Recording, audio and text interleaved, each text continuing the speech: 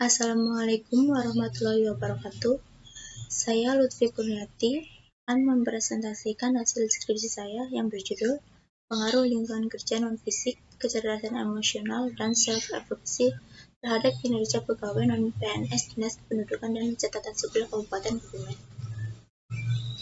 Sumber daya manusia merupakan aset terpenting bagi organisasi atau perusahaan, karena berperan dominan dalam kegiatan operasional perusahaan untuk mencapai tujuan yang telah ditetapkan. Menurut Rustiana, tahun 2010, sumber daya manusia dan kualitasnya merupakan isu yang sangat strategis, karena kualitas manusia akan mendukung keberhasilan dalam melaksanakan pekerjaan. Setiap organisasi akan selalu berusaha untuk meningkatkan kinerja pegawainya, dengan harapan apa yang menjadi tujuan organisasi akan tercapai secara optimal.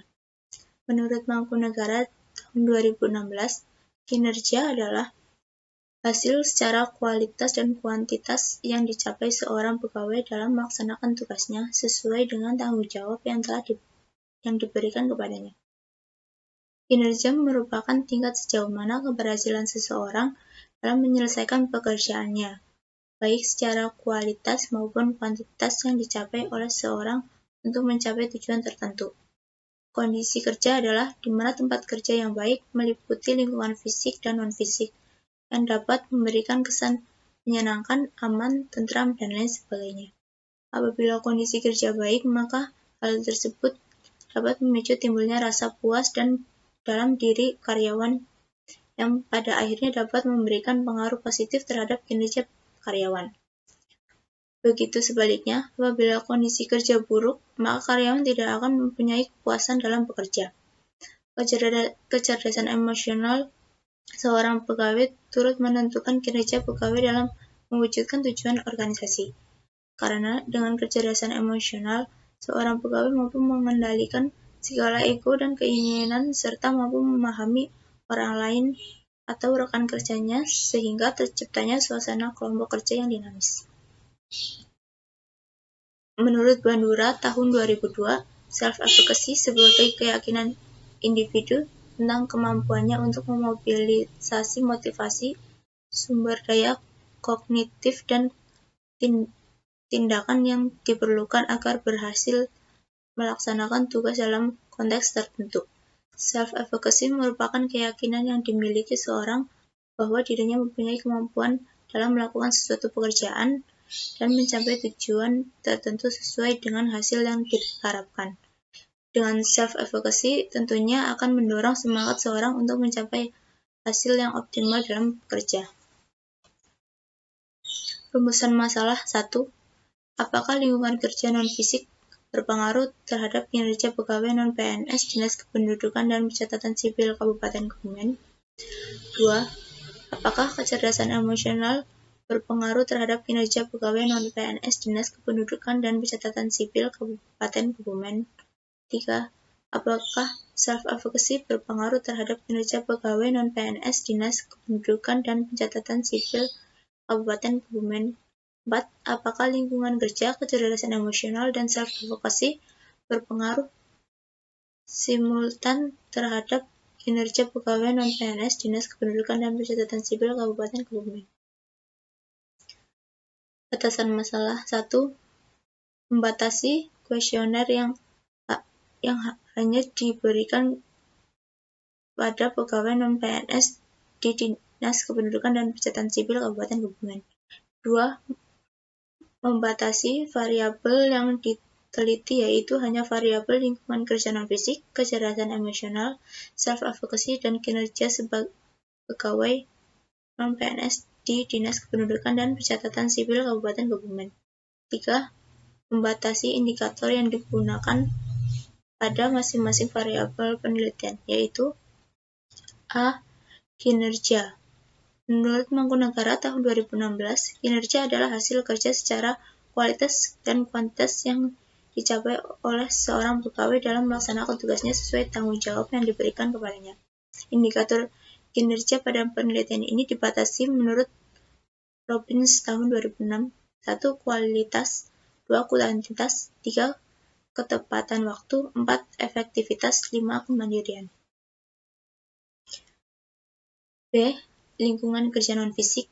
Menurut Sedarmayanti tahun 2009, lingkungan kerja non-fisik adalah semua keadaan yang terjadi yang berkaitan dengan hubungan kerja, baik dengan atasan maupun dengan sesama rekan kerja ataupun hubungan dengan bawahan.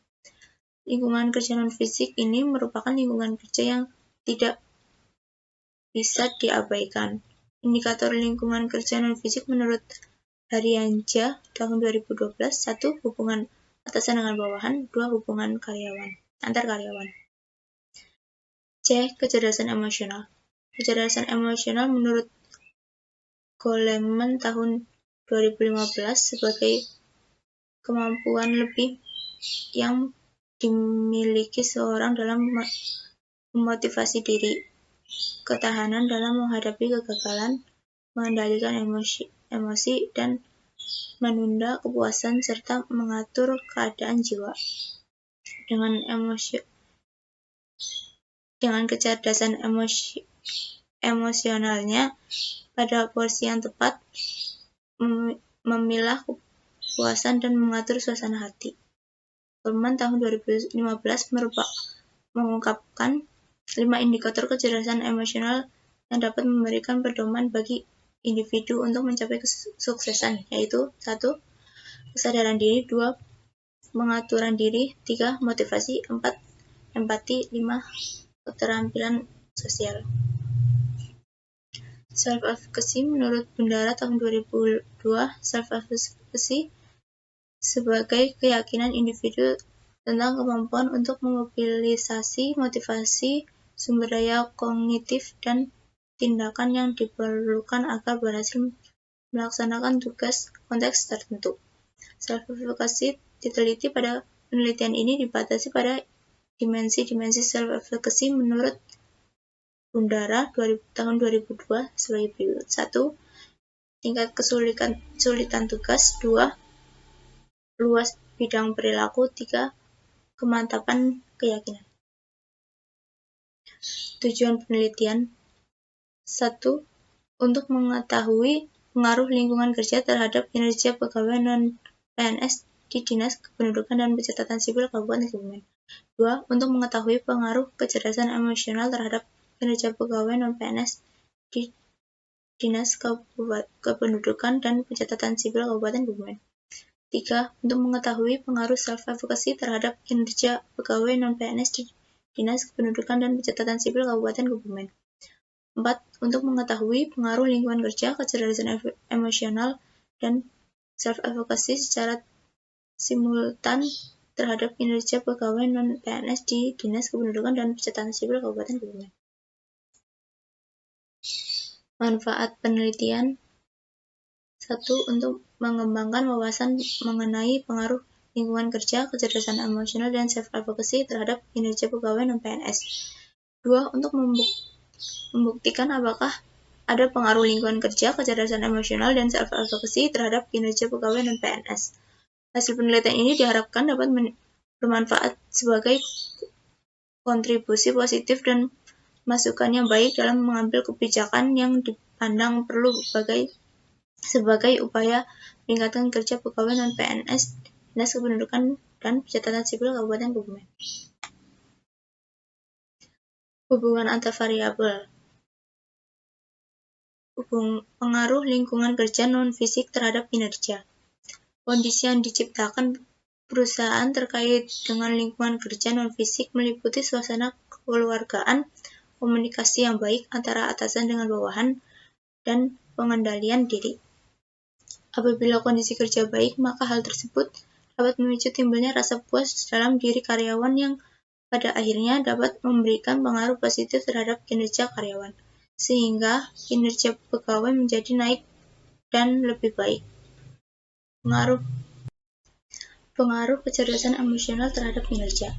Kecerdasan emosional merupakan kemampuan seperti kemampuan untuk memotivasi diri sendiri dan bertahan menghadapi frustasi, mengendalikan dorongan hati dan tidak melebih-lebihkan kesenangan, mengatur suasana hati, dan menjaga agar beban stres tidak melumpuhkan kemampuan berpikir berempati, dan berdoa.